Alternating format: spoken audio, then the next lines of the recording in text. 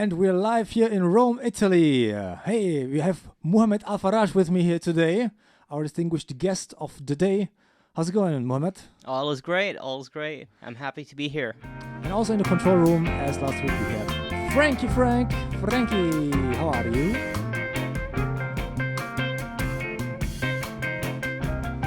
All right, guys. I'm Sal. This is the Hey Sal Podcast. Hit it.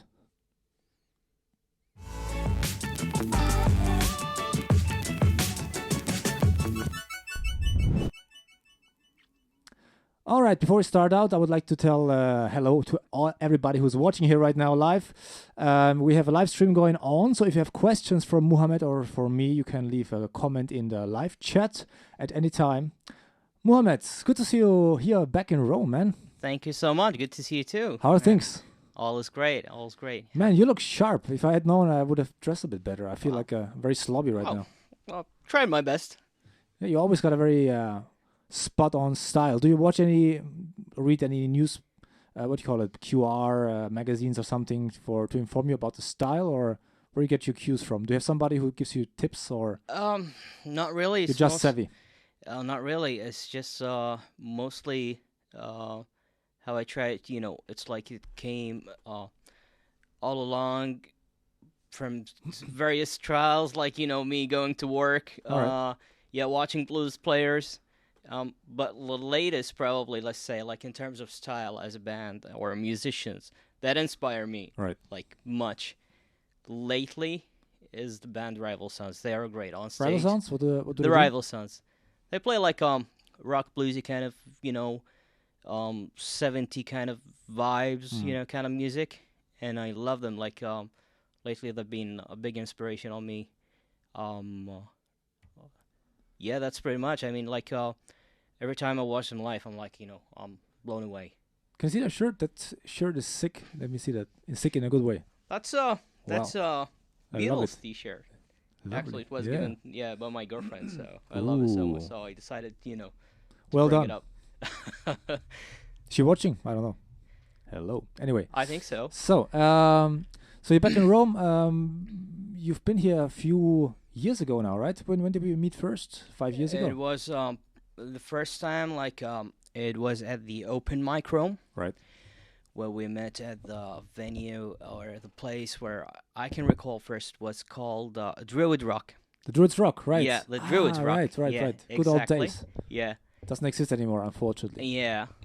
And there's still the remains of it, like in the Santa Maria Maggiore. You can walk by if you want to do like a pilgrimage for the good old days. Usually, I pass by and I say,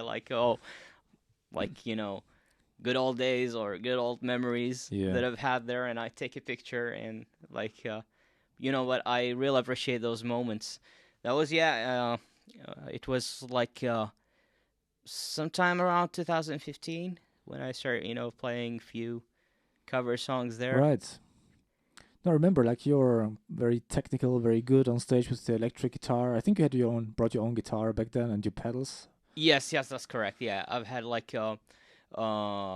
Telecaster then. Right. With a humbucker style single coil. Wow. Yeah, and I used to be between a shreddy, let's say bluesy, but I was still finding my sound then, at the moment until I decided later that year I said that's it. I'm gonna start playing my own songs then. So you played only covers before then, or? It was mostly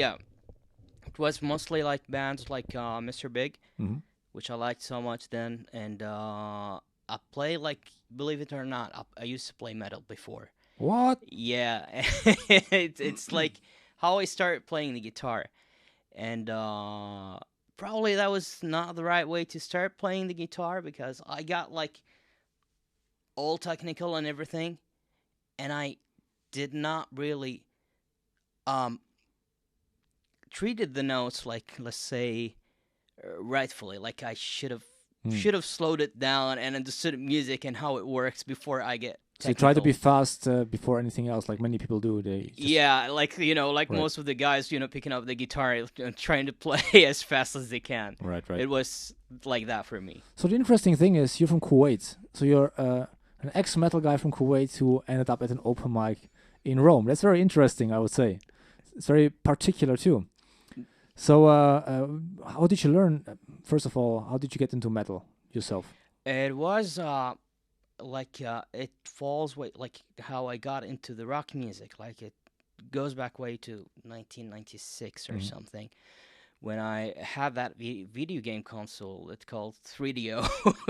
3DO. What's that? 3DO. Yeah, it's like I don't know, like it was like it came along, PlayStation, and there was that 3DO console gaming system. Is it like a That mobile console, like a Game Boy, or is it something that you connect to the TV It station? is something you connect to the TV. Okay. Yeah, and it has some sort of realistic games. It has like games in common between them and PlayStation. But there is one interesting game in specific that was called Road Rash, as far as I remember. Road Rashes. Yeah, and it was like exotic motorcycle racing. Mhm. But when you leave the game on hold a bit and you don't touch anything, you don't press any button or anything. Mhm. All of a sudden you get a video clip from the band Soundgarden, and I Really? was and That's weird. Smart. yeah, and it was like, whoa, what was that? That was amazing. Like ever since I felt in that very moment like I want to do that as well. Mhm. So and all across the years, I've totally forgotten about the electric guitar and me playing an instrument because I was in school, and my mother, thankfully, she was mostly wanting us to focus on school and study and get better at what we do and Right. everything. And I completely forgot about the guitar and everything until the moment that I graduated from the high school. And I got to the apartment like when I went to study university in Leeds. Mhm. It was this student apartment where I was with 4 other English guys. Okay. What you study? It was initially for dentistry, believe it or not. What? But Then, like you were thinking of becoming a dentist. yeah, that's correct. Yeah, but Sweet. that did not work out, and I went back to Kuwait. Then it's just like the first year, and I felt like, okay, this is not for me, and I want Right. to go back and I want to do engineering. But within that time, I was living with 4 guys, and all of them play the guitar so good, and they were playing acoustic songs, singing, and to me it was like, wow, these guys are really good. I think it's time for me to get my guitar as well. So that was then when I decided to get my first guitar, and got into later. 2 years later, I got into metal music. Developing all the way, listening to glam rock and 80s until I got to the very moment where early 2010 or 2011, where I decided to eventually to slow it down and play study more of the guitar modes and blues and all of that. And how did because- you learn to play guitar? Did you just teach yourself and watch videos, or did you have somebody who taught you a bit, or in the beginning, what did you do? I've never had anybody to teach me anything. so you just tried? I was just trying to go by ear, and Wow. and I've had those moments of the first year of me playing the guitar. I wasn't really sure if the guitar was in tone or not. It was really funny. Of course, because nobody taught you how to tune a guitar, yeah, right? it was me listening to songs and trying to go along note by note. Was YouTube already a thing back then, or YouTube? No, No. there wasn't YouTube. It's different times. Nobody. Yeah. We forget, but if It you, was like two years before YouTube. Right. Exactly. without YouTube, we would be screwed. That's Like, you know how many times a day I use YouTube just to figure out whatever, like how to do a certain dish, or how to clean up something particular on the wall. Like, it's incredible. Yeah. Without that, it's a different time. Yeah. And you did it without. Well, I respect. started without the YouTube. Respect. But, the way when it even it was early 2006 or something, about that time when YouTube started to come out, and all those famous young guitar guys are try to they started to come out remember like some there was a guy who was playing what do you call it, like he turned like a classical song into like sort of metal song. I don't recall the name of that song. Was it one of the So first? it was Canon Rock. He called it Canon I don't know. Rock or Frankie, something. you remember? I don't have an idea, sincerely, guys, of these songs, but I'm very curious, so Okay, we'll find out. he doesn't know, but he's very curious to find out. Yeah, it was something called, if you look up like Canon Rock or something, you'll find that guy, Right. who turned that classical music piece into the rock piece, and that was like, blew all over the internet. Like it was one of the amazing videos like ever made on YouTube. It was the beginning of it. Right. Yeah. Later on, also I got what has gotten younger people into music, and playing the guitar specifically is the game Guitar Hero, and I believe that's Right. Yeah. Was it a? Was it a game? What game console was that? Was it Xbox or? But it was on Xbox. Or did it also come out on a 3DO? What's the name of No, the the console? 3DO was long gone. Then it has What kind of died. console? I'm still thinking about it. What's a 3DO? Is it like a Nintendo kind of It was style? it was the 3DO. It was on its own. It was a gaming console. But like, was it comparable to a old PlayStation or to a Nintendo early 64? PlayStation 1? Early PlayStation 1. Alright. Yeah. Something between I'm like intrigued. I never heard of that. Yeah, it was 3DO. 3DO. Was the company making them, or it made them? It was made actually. The PlayStation was made by Sony. Right. This one was made like by Goldust and Gold Star. Sorry. Gold Star. Okay. Yeah, Gold Star, I think, and Panasonic. Huh. I never heard of that. Yeah. It was there once. Yeah. But Interesting. yeah, I think they failed 3DO. horribly. Yeah. It was a 32-bit, I think, So, console. Yeah, like that's how I think I got out to the moment where I slowed it down Right. and later and tried to figure out the notes instead of playing fast or playing loud and everything, and that's where You didn't know anything about music theory. You didn't know anything about different keys, scales. Like you just tried. Nothing at all. Like when I started was 2004 until 2011. I didn't know nothing about music, nothing about theory, well, that's nothing remarkable. at all. It was just me tuning the guitar. That's all I knew how to But how do would it. you then know what, like even a simple chord like a C or like an A or an E minor, if you don't even know the names? How would you learn what a chord is? Did you like find a chord book or something, or? I've had a chord book, That's okay. So you Yeah. had something to but I start with. I knew the shapes, but I did not know what they were called actually. But then like when I started, But it's remarkable. yeah. Yeah. Thank you. I started, unlocking all these things. Like when I started reading, everything started to fall into place and makes more sense then. So thankfully, like I started to read a bit and understand. It helped me understand what I was doing on the guitar in terms of technique and theory. Right. So what happened then after that? After all the time that you played, you were into metal, and you started your own band too. Yes, I started a band before, but that didn't work, unfortunately. Lack of lack of gigs available in Kuwait, and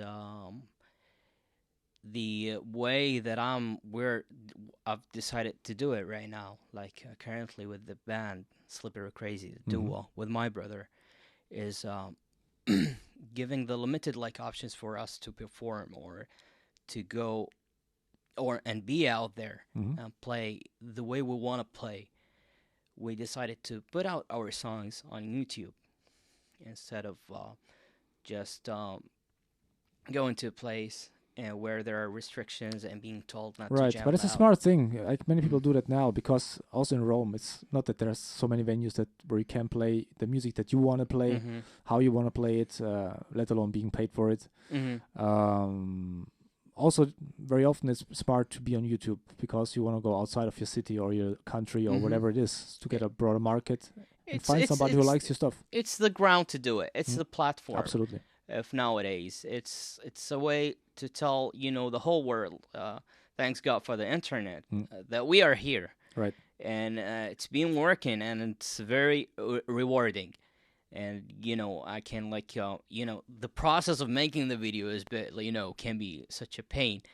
But eventually, when it comes out and you see all people liking it, or people saying, "Wow, that's a great song that you've done there," Right. and all those positive words and comments that comes out later on, and you feel like, "Oh, okay, I'm motivated to do more of that and bring more music outside." And what we decided eventually to make it a lot easier for people to listen our songs. We've taken all those tracks of our YouTube videos and we decided to put them out on, all the streaming platforms. So now it's available on Apple Music, Spotify, and it's a lot more accessible. So you can, hear it in the car, at work, wherever you want to hear it. So you play the guitar in your band. Your brother, he plays the drums, right? Yes. And so, Slippery Crazy. First of all, how did you get to this name? It's always a painful. It's like a really good name. Like you dress really well. You have very good thing going on there. But it's always a long process to find a band name. Like every band goes through this process. They start playing and they figure out the members, and then it's like, what should we call ourselves like? And it can take weeks or months until you find a good name. It did not take us long to figure out the name. Really? It was like us going out to a restaurant and we were eating. Okay. And we've played our first gig. It was like January 2018. And when it started to sound like something, so we sat down then while we were having dinner, and we said, okay, I think since then sounded a bit serious. I mean, on that very last gig we've done, why don't we come up with a name? So we thought about it a bit. And we went, believe it or not, we went to those websites where they suggest band names, but none of them worked for us. Okay. But then, I don't know, the word slippery popped, one of those suggestions, and my brother just said crazy. And I was like, okay, we'll go with that. Wow. Slippery Crazy, it is. Okay. Some people may interpret that differently, but it also what does any other band's name really mean? Exactly, and sometimes simple things are the best, whatever comes to mind. So it's good. The point of it, we wanted to come up with something less epic. Less epic. Yeah, okay. We wanted to come with something very simple.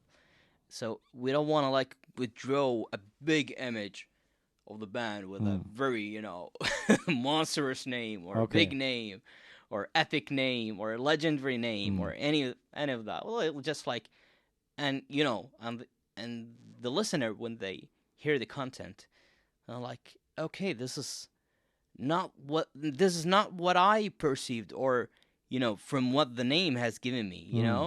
We want it to be a vice versa kind of approach. Somebody say, okay, this name is silly. What the hell is that name? Or anything.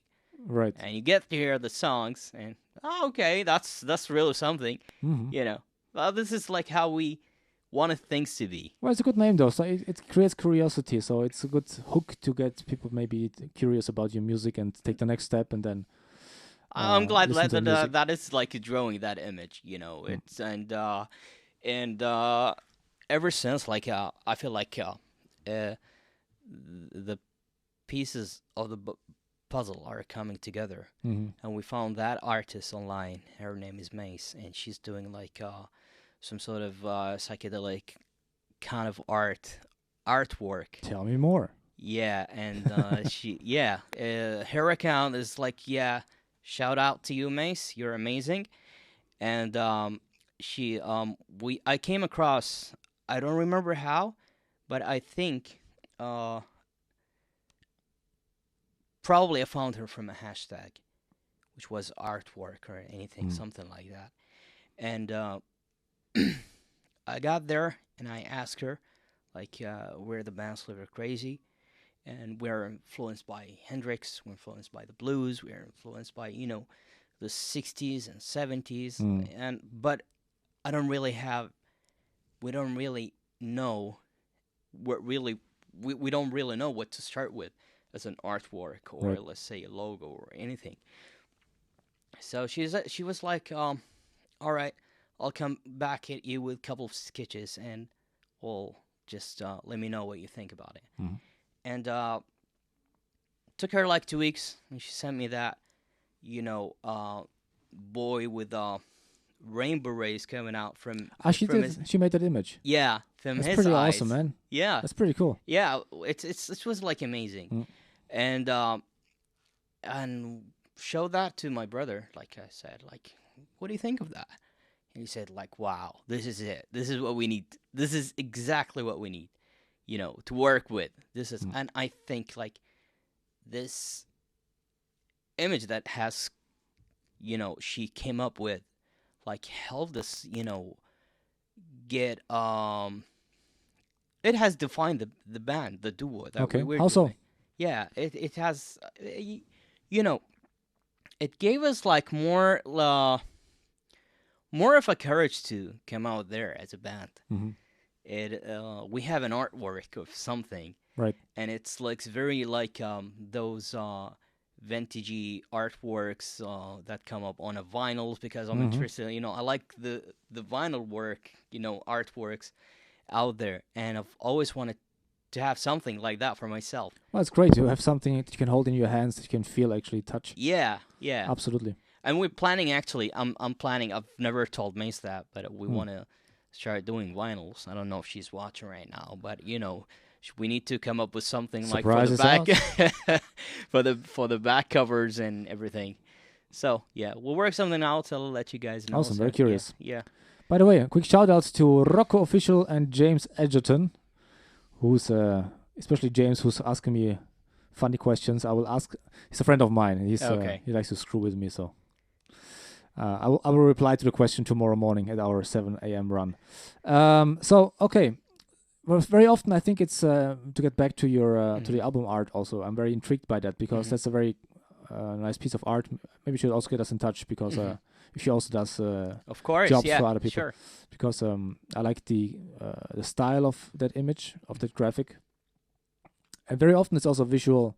The visual aspect of music is very important too, because somehow you connect something automatically, like that shirt, a logo, certain logo with the Beatles, for example, or with artists also such as I don't know, Prince, or there are many artists anyway that you see a logo like the Rolling Stones, the tongue, you see that you have a very strong image that you connect to an artist. So Yeah. the visual aspect is actually something very, very, very important. Yeah, and we're so grateful that like we have that right now. That's in a way gave us, like I said, the motivation for us to be out there as a band with a name, Silver Right. Crazy, and has that image, and we're proud of everything we've done. We've been doing so far. We're happy. It's fun, and it makes sense. Like I've been lost all along, finding myself in terms of style. But I've known like 2 years ago, I've known like this is it, and this is probably the sound. This is how I want to come up like and be out there as an artist or as a band. Right. So I'm very grateful like to the band, and it's been probably it's been a savior for me, like living like between work, and it keeps my mind also always working. Right. Like, how am I gonna like compose the next song? Where am I gonna go next? And everything. It's been a lifesaver. Who writes the songs in your band? Is it you or your brother, both? There's been songs. It all started with the songs that I've written before, and I fitted them into the style to fit the duo like configuration. And instead of them being played clean, like I used to play them in the open mics. And I ended up, like cranking that fuzz pedals and tube amps and jamming along with the drummer. And they've changed a bit, but it's it's also satisfying, like in terms of the sound that's coming out.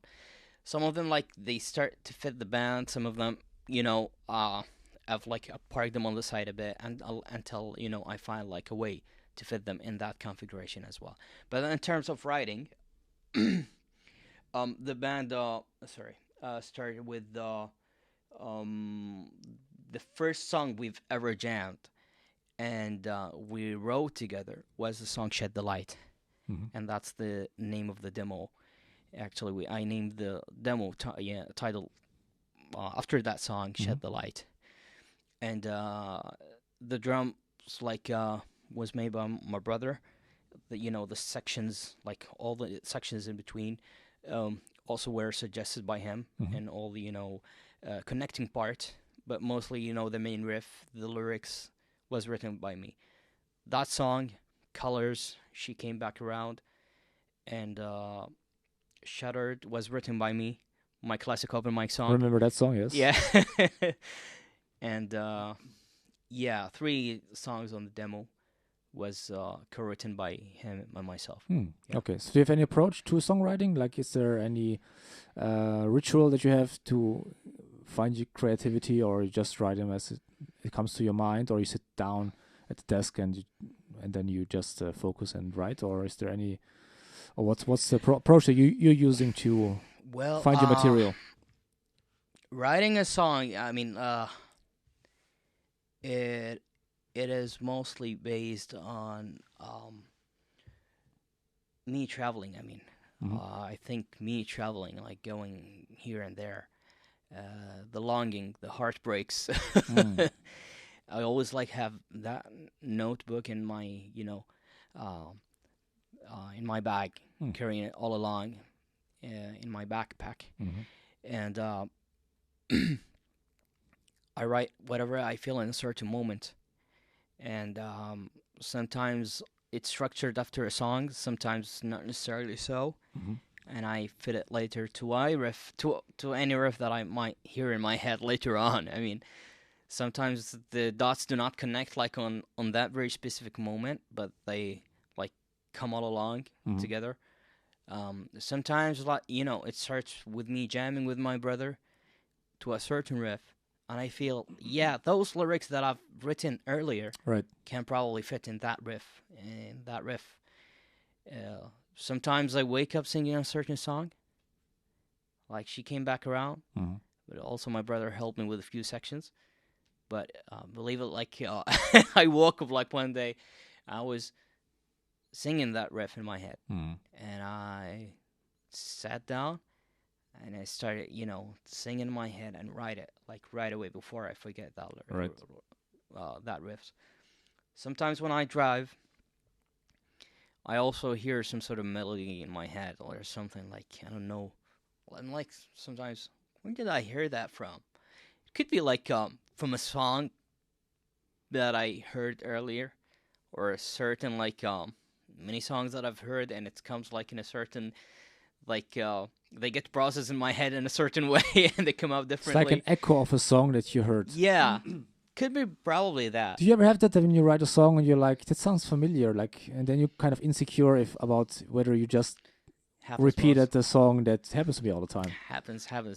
Especially when I write a good song, I'm like, yeah, that's pretty good. And I'm like, wait a second, I think that song exists already. happens a lot. So it's not just me. Okay. Happens a lot. It does happen a lot. And I can't mention which songs that I have similar parts with any famous song, but it's hard to write new stuff. It's really hard. I think because it's mostly because all the good music has already existed at some point. So you think it's impossible to write anything new or different? Well, everything is going digital nowadays, but I mean,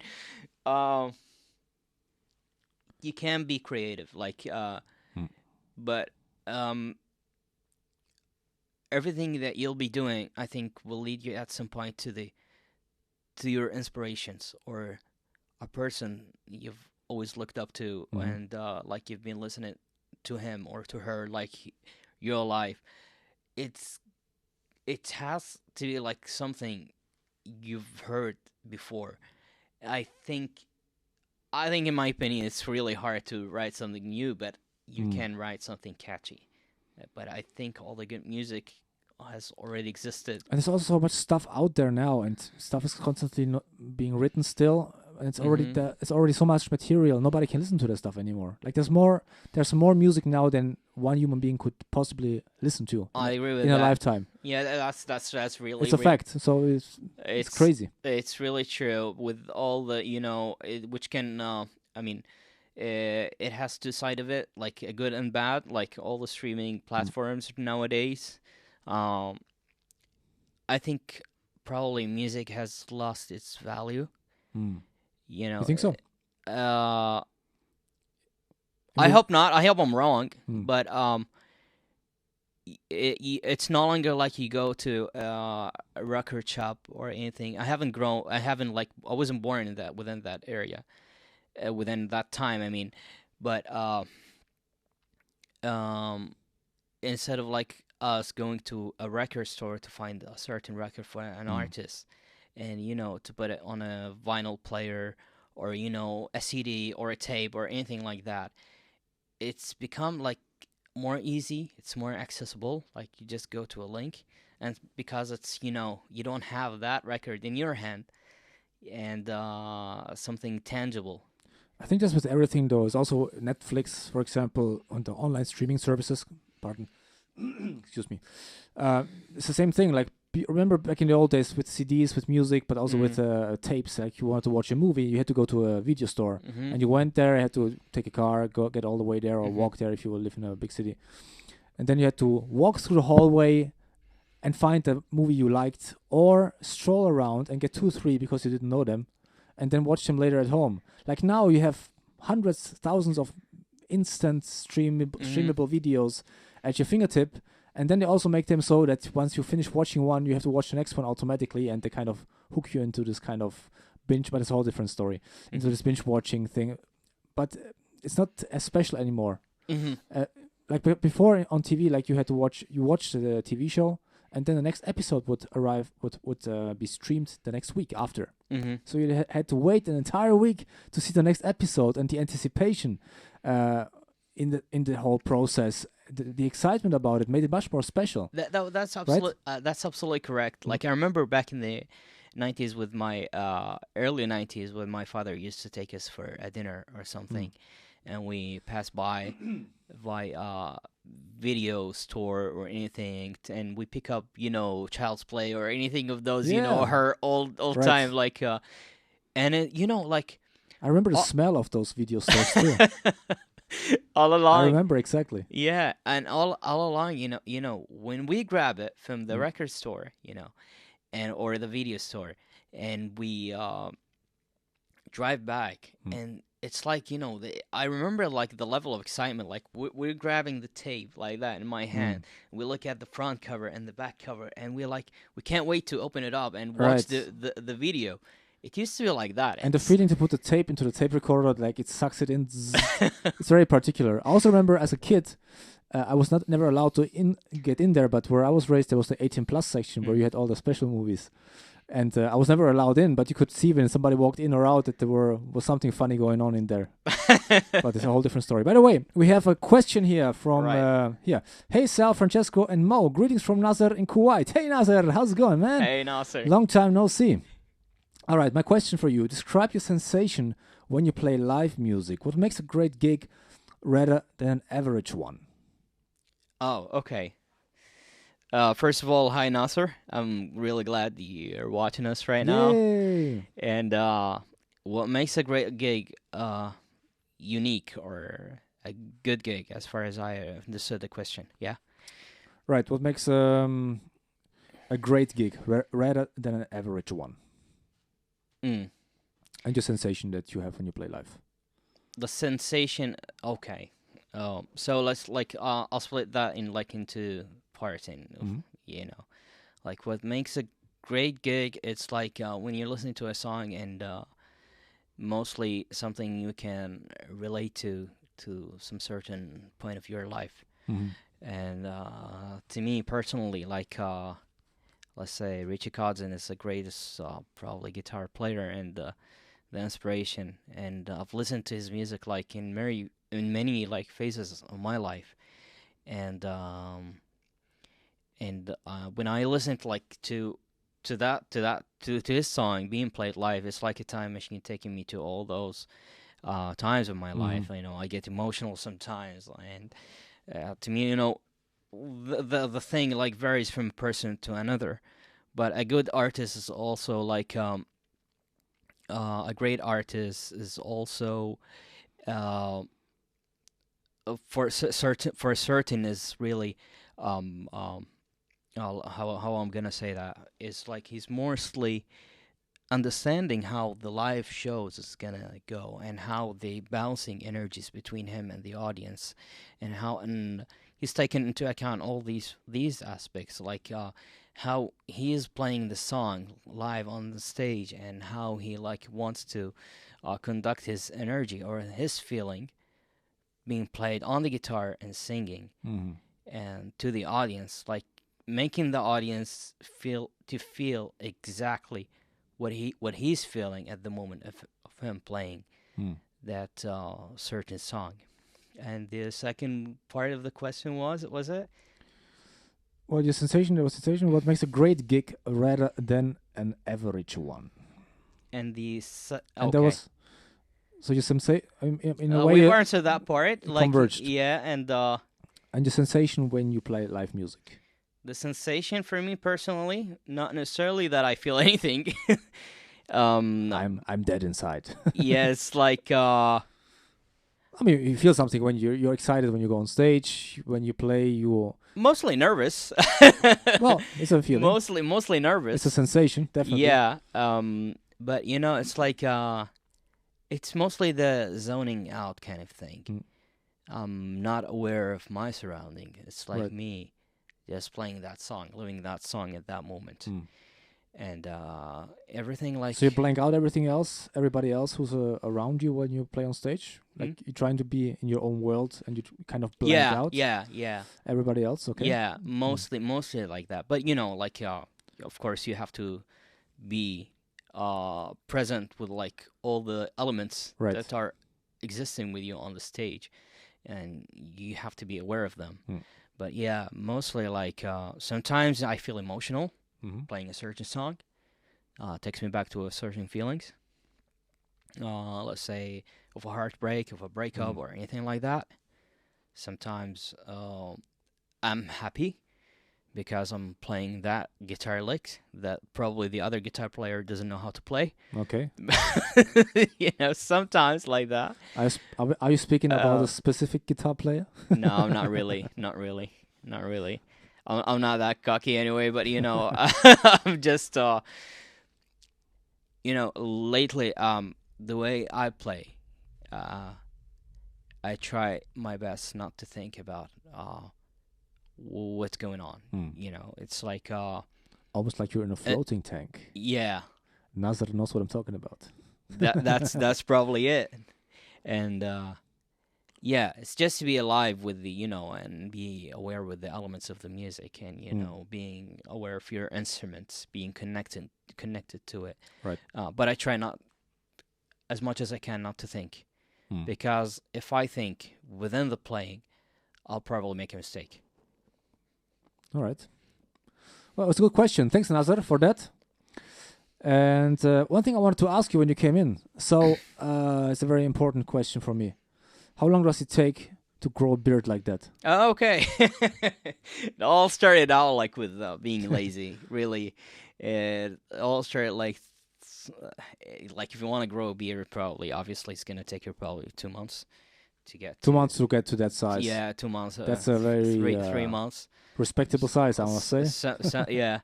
But, you know, like the time I started was like probably 3 years ago. But I... you know, of course, I trim it like. But how you groom that exactly? How do you take care of a beard like that? I mean, there's also many YouTube videos. Speaking of that, yeah, that show you tutorials of how to cut it and what oils to use and stuff. But you know, it does. You know, all of those like doesn't matter. Yeah, all of that does not matter. It really What's your secret? Depends on your routine. If you take care of it, it's gonna be, regardless of the product that you're using. Okay. So no certain product will make you grow like more hair in your face than the other. No, that's all nonsense. Right. Okay. And scissor and a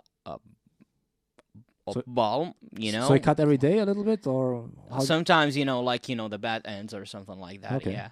And you balm it, you wash it, and you brush it. It looks like a lot of work to me. That's it. That's it. Okay. But you get to learn about your beard every day. It also makes its own rules. So Really? you have to understand what So your beard wants. So your beard has a personality. Yeah, it does. Alright. Yeah, especially like curly beard like mine. Yeah. Hmm.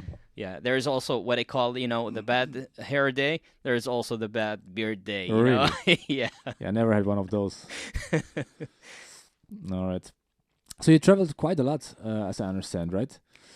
Yes, I do. What's the most beautiful place you've been to, or the most beautiful place? I think that's an easy question to answer. That's why I'm asking you.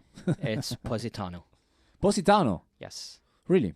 Yeah. Huh. What did you like most about it? I don't know. It's just beautiful. Positano. Okay. And Lot of weddings there. Yeah. And the second one is Rome. Okay. Yeah. Yes. Yeah, my second best place, I think. So how does your connection to Italy? When did it start? Like why did you pick Italy for so many travels? I did not pick Italy. Italy picked me. Really? Yeah, it was initially for work. Okay. Yeah, back in 2012, when my company decided to send me here to learn and get experience. Right. I'm a chemical engineer, also as a full-time job, and all started that time, and it was really hard for me, to understand and get along. Like for the first year, let's say first year and for a year and a half, it was really difficult for me until I got to understand what this place really is, and I learned the language and understood what how people really are. And you speak Italian? I do, yeah. Wow. I do, yeah. And I fall in love with it, and ever since discovered the open mic, got to know lots of people, including yourself. Right. And I think it's really a credit to you, Sal, for the open mic. Really, I have to say this, in front of everybody. I would not. I'm turning red. I wouldn't be the person that I am today without the open mic. I mean, so? I learned how to get rid of my fear. I had a huge stage fright. I wasn't really confident.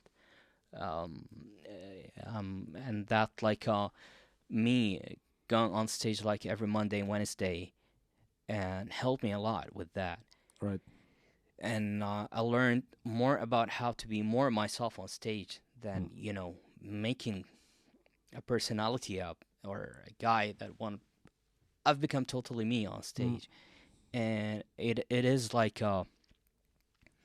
one big family, the people that I got to know. Right. Then 2015, great guitar player Alessandro Canate, yourself as a musician, great presence, and Francesco, of course. But open mics are great for that. They're great to meet people. They're great to get over your fears. I mean, generally, and it's not my accomplishment. I just ran the open mic, and it was a friend of mine who started it, Paul Staunton. If he's watching, hey, Paul. But just the idea to confront yourself with your fears, to be on. If you want to be a performer, you should be on stage as often as you can to, first of all, get over those fears, but then also learn how to perform, because there's so many elements to that. There's the element of the audience. So there is a dynamic between you and the audience, whether you want to do your own thing on stage or whether you want to entertain the audience or you want to tell them a story. There is some dynamic, and you have to learn to read the audience. You have to learn to earn their respect as well, to earn them listening to you, because especially at the open mic, it's a very tough environment, because a lot of people don't go to the open mic to listen to what you do. They don't go to drink, to meet people. You're sometimes even an annoyance to them. So it's a very good thing to learn to turn them around and actually get them interested in your music, but also learn to get a thicker skin on stage. Because there are some people who get pissed off right away when they perform. I've had a few people on stage just unplugged the guitar and ran out of the room, you know. Wow. Because Wow. because a few people were chatting in the room, like, but you know, you're not Sting, and people didn't pay to see you. They just want to have a nice time in the room, and you're here to perform and have a nice time too, and meet people and try stuff. But it's not it's not your concert. It's not your night. So it's basically a bit like the octagon at the MMA. It's like a ring. You jump into the ring and try to get out without being beaten up, and learn something new. So so it's a good thing. But generally in life, I think it's very good to confront your fears. For example, here the setup with the cameras here. I started it. One of the reasons was I wanted to become more comfortable in front of the camera, and it's a good thing to confront yourself with your fears. We talked about this a bit before. Also, you filming you and your brother performing live. It's a weird thing to have a camera look in your face. Like it's weird. Even if I record something by myself at home, have a camera pointing my way. It's weird. It is. Yeah, it's like you look at yourself and doing that thing, but the overall result is worth it. Right. I think the overall was it is the exposure that you want to get eventually. It's made like that, and sooner or later, we have to make peace with this kind of process thing. But I agree, it is really difficult. It's hard. It is. I'm not sure how my brother feels about it, but sometimes he want to prevent it, but the other day, he comes at me, we gotta do this video. We gotta bring it out. We gotta do something. Let's shoot that video. And we ended up doing it. Not necessarily we say or play how we're supposed to play, but we gotta learn to be organic and mostly with a certain situation. It's like you said in the open mic. I remember when I used to play in the Druid Rock, it was completely different than playing at the public house. Right. They felt like two different places, and your tone, the guitar sound, and your way of singing different. Yeah, one has a huge stage with a huge space, and the other one is a smaller venue with a little stage and it's more intimate. So yeah, you have to adapt to the different situations. Absolutely. Yeah, it's always different. So, and this is the approach that I'm taking. We're adopting, myself and my brother, is to improvise, and which is gonna eventually help us to adapt to any certain life situation eventually. Yeah. So yeah, great. Who in the bands between you and your brother is the one who's planning more stuff and trying to get the other one to? I'm not trying to get any feud starting here between you and your brother, but no, he'll be cool with it. Typically, there's one person who is a bit more, let's say, organic, and takes things as they happen. And usually, there's one person that's a bit more organized and a bit more pushing for things to happen. It's myself, if you allow me to say that, Aziz. Yeah, it's myself. But Slippery Crazy wouldn't be Slippery Crazy without him, because the fuzz drums combination wouldn't work without him being that drummer. That's he's the reason why Slippery Crazy also exists. Okay. So, yeah. By the way, he says we have another message here. Greetings, Sal. Mo, it's Aziz. Okay. Does he have a question? Aziz, you're awesome. I'm more interested in music now. Keep it up, bro. All right. Well, okay. Thank you very much. Oh, thank you. Thank you, Aziz. Very kind. So, okay. So what's next? What are your plans? What is next? We're planning to get gigs. We want to try hard to get gigs, but we need connections, and I think it's really hard. We don't know where to start. We want to start probably with Italy, maybe Spain. We know people here, there, so we want to start with small, humble beginnings. Let's say something. It's mostly about us having fun and to get a bit of the exposure. It's important, yeah. bit of the exposure. Let's say I'm not really, I'm not rushing the process and everything. You know, it all gonna come in a certain time. Right. I believe, but those in the EP in which we released those 5 songs, that's not it. We do have lots of material out there. We're planning to get more professionally mixed EP later this year, probably about the time of July. And yeah, we're aiming to practice and learn more. I mean, like we want to be adaptive to more musical style. We want to adapt more musical styles in our, composition and the way we play. We want to keep on learning as well, and it's gonna be a journey. But I think we'll be dropping another EP sometime around Sweet. July, maybe latest by September. I hope. And if you travel around, have you already plans? Like, would you bring your gear, or would you rent stuff, or would you take for example, the drum kit is usually the bigger problem when traveling around touring, right? Mostly the house. I think he's gonna have to play on the house drum or Right. anything that exists. Is he like a purist? Is he like a purist with the drum kits, or? Yeah, I think he doesn't need like much. He he mostly like with the high tones and the floor tone, very like simple kind of setup that he needs, and all I need is a plexi kind of amplifier, right? Marshall or something where I can kind of run that fuzz loud, and that's it. Our setup is straightforward, and bit of reverb on the mic, and we're good to go. I remember you always brought these little pedals at the open mic. That's correct. Yeah. Are you still using them, or what's your current setup when you travel? If it's different. If I'm playing on my own, it's mostly that Tech 21 pedal that I use, that I can hook up to a PA system straight, and connected straight with a loop pedal, where I can improvise and solo on. And if I'm playing with Super Crazy, it's mostly like Jimi Hendrix style fuzz, mostly Dunlop, Germanium fuzz, and in a low octave pedal as well, and that's it. And I probably sometimes boost, but that's at most. This is what I need, and a bit of a slapback delay. Slapback delay. Okay.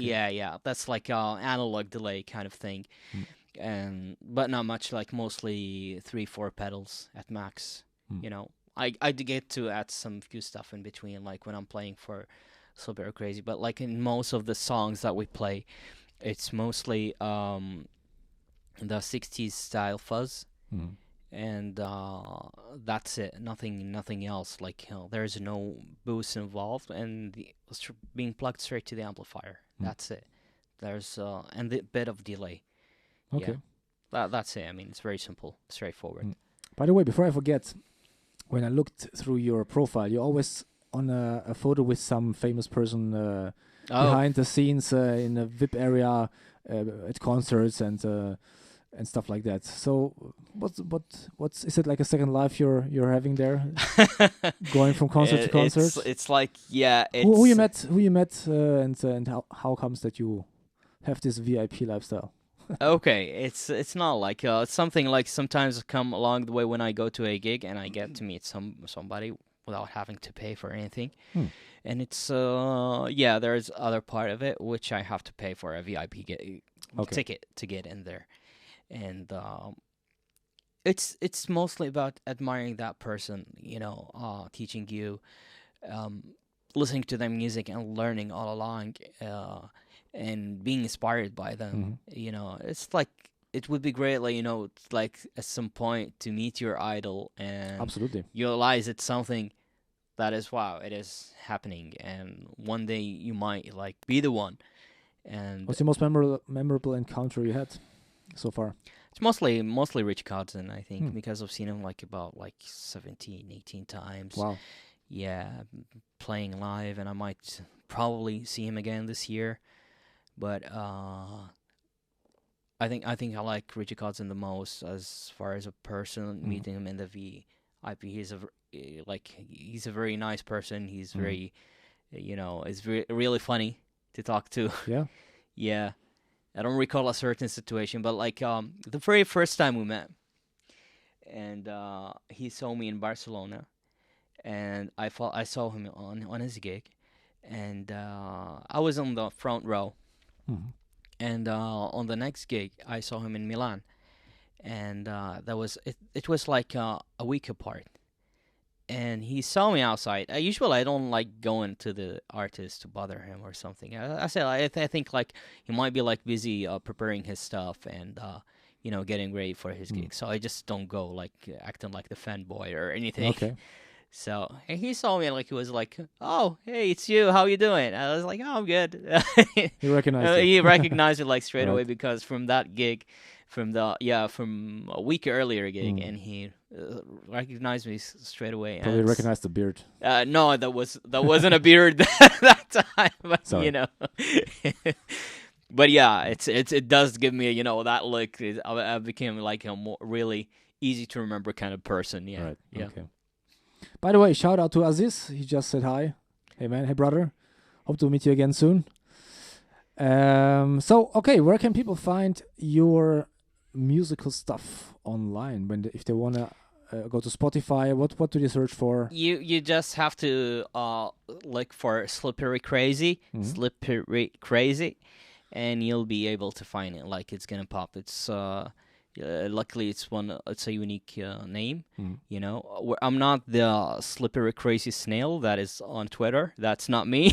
There's a Slippery Crazy Snail. There's a account that says like Slippery Crazy Snail. That is not us. No. We're just Slippery Crazy. So yeah, it's Slippery Crazy. It's found on Apple Music. It's found on Spotify. Also for people living in the Gulf area, it's also available on Anghami. All right. Awesome, Yeah. man. Well, then thank you very much for being here today on the Sal Podcast. It was a pleasure to have you here. I hope you enjoyed it. Pleasure is mine, and I'm really happy to be here. I'm grateful for the time, and shout out to you. Just hoping that everybody check this podcast out and follow Sal on his upcoming podcast and subscribe, of course. Yeah. All right. Thanks to Frankie in the control room. And thanks to everybody, of course, for watching here. Don't forget to subscribe. We'll be back next Monday, 7 p.m. with another guest here. Thank you very much, everybody. Have a nice day.